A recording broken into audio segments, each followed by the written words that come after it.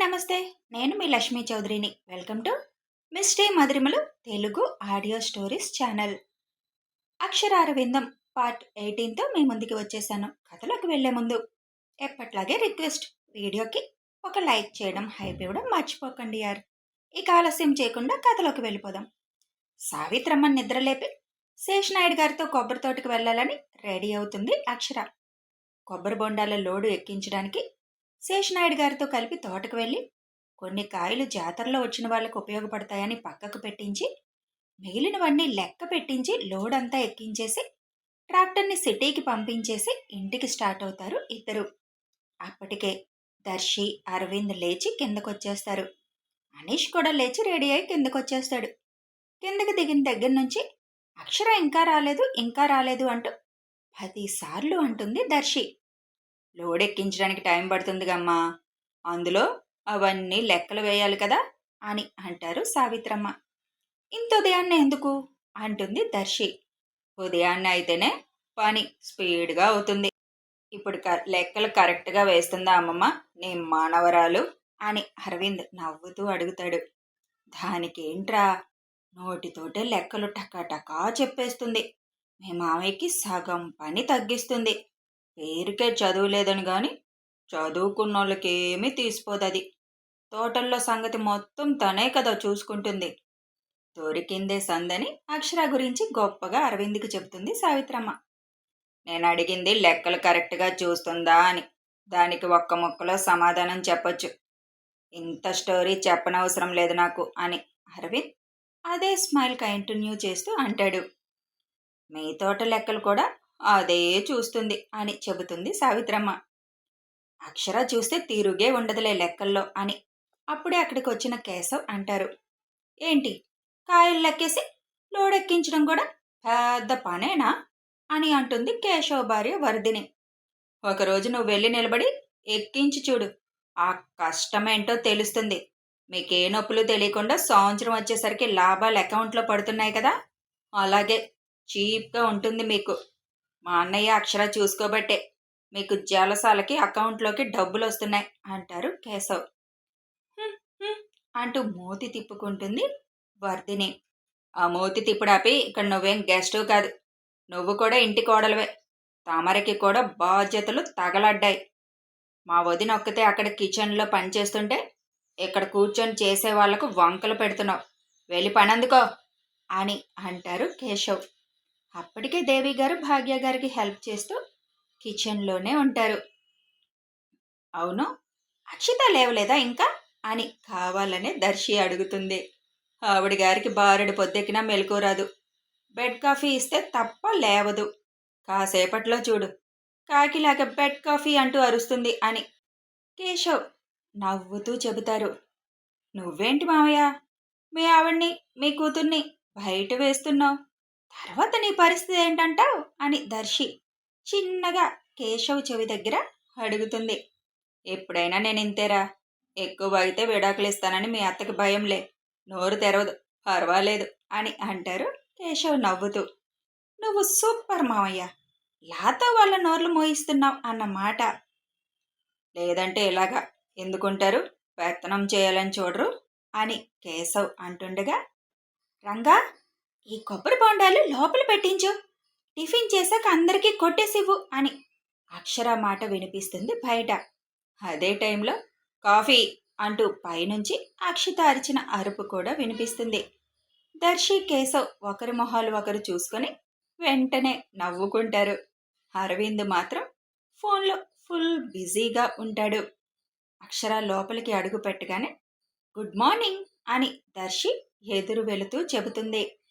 మధ్యాహ్నం వరకు పడుకుంటారనుకున్నానే, ఎందుకు అప్పుడే లేచారు అని అంటుంది అక్షర. ఇక్కడికి మేం పడుకోవడానికి రాలేదమ్మా, చాలా పనులున్నాయి అని అంటుంది దర్శి. ఏంటో ఆ పనులు ఉన్నాయిలే, చాలా ముఖ్యమైన పనులు. ఈరోజు నీ ప్రోగ్రాం ఏంటి అని అడుగుతుంది దర్శి. సిటీకి వెళ్ళి రావాలి. మన శారీస్ స్టిచ్చింగ్కి ఇచ్చాను కదా, అవి తీసుకొని రావాలి. ఈ ముసలమ్మ కళ్యాణానికి ఏదో లిస్టు చెప్పింది, అవన్నీ కొనుక్కొని రావాలి. అయినా నా ప్రోగ్రాంతో నీకేంటి పని అని అడుగుతుంది అక్షర. నీ ప్రోగ్రాంను బట్టి నా పనులు ఫిక్స్ చేసుకుందామని. నీకేం పనులున్నాయో అని అక్షర ఒక ఐబ్రో పైకంటూ అడుగుతుంది. ఏ, నాకేం పనులుండవా అని అంటుంది దర్శి. ఇక్కడ నువ్వు చేసే పనులేంటో అని. ఉందిలే ఒక పని, ఆ పని చేయాలి. ఆ పని ఏంటో చెప్పు, నేను కూడా నీకు హెల్ప్ చేస్తాను అని అంటుంది అక్షర. అది నువ్వు చేసే పని కాదులే వదినా, ముసలమ్మతో నేను చేసే పని అని అంటుంది దర్శి. వెంటనే అరవింద్ దర్శి వైపు చూస్తాడు. అక్షర కూడా అనుమానంగా చూస్తుంది. సావిత్రమ్మతో పనేంటా అని. ఏంటి, ఇద్దరూ ఒకే టైమింగ్లో షింక్లో ఉన్నట్లు నన్ను చూస్తున్నారు అని అంటుంది దర్శి. అమ్మమ్మతో నానమ్మతో నీకేం పనని ఇద్దరు ఒకేసారి అంటారు. మళ్ళీ ఇద్దరూ ఒకేసారి అనడంతో ఒకరినొకరు ఒకసారి చూసుకుంటారు. ఇద్దరు చూపుల్లో వాడి వేడి సెగ ఉంటుంది. అబ్బబ్బబ్బా, అమ్మమ్మ చూసావా, ఇద్దరిది ఏం టైమింగ్. మాటలే వెలువి పాలు నీళ్ళలా ఇంత బాగా కలిసిపోతున్నాయి. కానీ ఎప్పుడు టామ్ అండ్ జెర్రీలాగా పోట్లాడుకుంటారు ఎందుకు మరి? అదంతా పై పైకేనా అమ్మమ్మ అని ఒక బాణం వేస్తుంది దర్శి. నిద్ర చాలక మైండ్ సరిగ్గా పనిచేయక పిచ్చి ఆలోచనలు వస్తున్నాయి అనుకుంటా. వెళ్ళి కాసేపు పడుకోపో అని అంటుంది అక్షర. దర్శి, నీతో పనుంది ఒకసారి వెళ్ళరా అని పిలుస్తాడు అరవింద్. నాతో నీకేం పని ఉంటుందిలే అన్నయ్య అని వెళ్ళి సావిత్రమ్మ పక్కన కూర్చుంటుంది దర్శి. అక్షర కూర్చొని అనీష్తో మాట్లాడుతూ ఉంటుంది. ఇంతకీ ఫోటో చూసిందా చూడలేదా ఈ వదిన? అన్నయ్య అయితే ఆల్రెడీ పనులేని పనులు చేయకు అని మెసేజ్ పెట్టాడు. మరి ఇట్నుంచి ఎటువంటి రెస్పాండ్ రాలేదే. చూసినా కామ్గా ఉందా? అసలు చూసిందో లేదో తెలుసుకుంటే పోలా అని. వదినా, నీ ఫోన్ ఒకసారి ఇవ్వవా అని అడుగుతుంది దర్శి. రాత్రనగా దాని ఛార్జింగ్ పెట్టి వదిలేశా. ఇంతవరకు దాని మొహం చూడలా. రూమ్లోనే ఉంటుంది, వెళ్ళి తెచ్చుకోపో అని అంటుంది అక్షర. అయితే చూడలేదన్నమాట. చూస్తే రియాక్షన్ ఎలా ఉంటుందో అనుకుంటూ, అదేంటి పొలానికి వెళ్తూ ఫోన్ పట్టుకెళ్ళలేదా? నాన్నతో వెళ్తానుగా, నాన్న ఫోన్ ఉంటుంది కదా అని ఇక నేను తీసుకువెళ్ళలేదు. అక్కడ ఫోన్తో ఏం పని ఉంటుంది అంటుంది అక్షర. అమ్మమ్మ, ఈ పీస్ ఈ జనరేషన్కి పూర్తిగా డిఫరెంట్ పీస్. అక్కడ కూర్చున్న పీస్ అంతకంటే డిఫరెంట్ పీస్ అని అన్నని చూపిస్తూ, ఈ రెండు డిఫరెంట్ పీస్లను మనం జత చేయగలమంటావా అని చిన్నగా సావిత్రమ్మని అడుగుతుంది. చేయాలి బంగారం, తప్పదు. ఏదో ఒక బాధపడైనా ఆ తూర్పు పడమరని ఒకటి చేయాలి. సరే, ట్రై చేద్దాం, తర్వాత సంగతి తర్వాత అని అంటుంది దర్శి. పైనుంచి మళ్ళీ అక్షిత కాఫీ అంటూ అరుస్తుంది. అప్పటికే టైం 8:30 అవుతుంది. రండి టిఫిన్ చేతురుగాని అందరూ అని పనమ్మాయికి కాఫీ ఇచ్చి పైకి పంపిస్తూ పిలుస్తారు భాగ్యగారు. పనమ్మ ఇంకా స్టెప్స్ ఎక్కుతుండగానే కాఫీ కాఫీ అంటూ అక్షిత 4 సార్లు అరవడంతో దర్శి కాకిగోలంటే అది అని అక్షర అరవింద్ని ఓరకంట చూస్తూ అంటుంది. అరవింద్ మాత్రం అప్పటికే అనీష్ చేత పైనుంచి ల్యాప్టాప్ తెప్పించుకొని వర్క్ చేసుకుంటూ ఉండడంతో అక్షర అన్న మాట విన్నా విననట్టు తన పని తను చేసుకుంటున్నాడు. నాకు తెలుసు కదా వదినా, ఎందుకు చెప్తున్నావు నాకు మళ్ళీ అని అంటుంది దర్శి. ఇందాక ఒక పెద్ద మనిషి పని చేసుకుంటున్న వాళ్ళని చూసి కాకి గోల అన్నారులే. వాళ్ళకి కాకి గోల అంటే తెలియదనుకుంటా, ఇప్పుడు తెలుసుకుంటారులే అని అంటుంది అక్షర. కాకి గోలల్లో చాలా రకాలున్నాయిలే దర్శి. పొద్దున్న చేసింది ఒక రకం, ఇదొక రకం అని అంటాడు అరవింద్. మేమేమీ నోరేసుకొని అరవలేదు, మాట్లాడలేదు. కాకి గోల అనడానికి, ట్రాక్టర్ బాగు చేయడానికి కూడా కాకి గోల అంటారని ఇవాళే కొత్తగా విన్నాను దర్శి. మీ అమెరికాలో అలాగే అంటారా అని దీర్ఘం తీస్తూ అంటుంది. నన్ను ఇందులో ఇన్వాల్వ్ చేయకండి అమ్మా. మీ టామ్ అండ్ జెర్రీ వార్లో మేం దూరామంటే అప్పడం అయిపోతాం అని అంటుంది దర్శి. నాకిప్పుడేం వాదించే ఇంట్రెస్ట్ లేదు. కాకి గోలకి మీనింగ్ చెప్పాలనుకున్నాను, చెప్పాను. అమ్మ పిలిచింది కదా, టిఫిన్కి పదండి అని అక్కడి నుంచి లేస్తుంది అక్షర. అరవింద్ ముందు నుంచే డైనింగ్ టేబుల్ వైపు వెళ్ళాలి అక్షర. అరవింద్ కూడా వెళ్ళడానికి లేచి నిలబడతాడు. అప్పుడే సావిత్రమ్మ దర్శికి ఒక ఆలోచన వచ్చి ఇద్దరూ సైగ చేసుకొని 2 అడుగులు అక్షర వేయగానే కాలడ్డం పెడుతుంది దర్శి. అక్షర ముందుకు తూలి అరవింద్ మీద పడుతుంది. సడన్గా అలా వచ్చి అక్షర తన మీద పడగానే బ్యాలెన్స్ ఆపుకోలేక అక్షరతో పాటు సోఫాలో పడతాడు అరవింద్. సావిత్రమ్మ దర్శి హైఫై ఇచ్చుకుంటారు. సావిత్రమ్మ అక్కడి నుంచి వెళ్ళిపోతుంది. అప్పటికే కేశవ్, శేషు గారు, నాయుడు గారు డైనింగ్ టేబుల్ ఏరియాకి వెళ్ళిపోతారు. హాల్లో కేవలం అనీష్, దర్శి, అరవింద్ మాత్రమే ఉంటారు. ఏంటక్కు పక్షి, కళ్ళు కనిపించడం లేదా? లేక నడవడం కూడా రావడం లేదా? లేదా కావాలనే నా మీద పడ్డావా అని కళ్ళెగరేస్తూ అడుగుతాడు అరవింద్. నీకంత సీన్ లేదులే అరగుండు. నాకు కళ్ళు బాగానే కనిపిస్తున్నాయి, నడవడం కూడా వచ్చు. ఇక నీ మీద కావాలని పడే అంత ఇంట్రెస్ట్ నాకు లేదులే.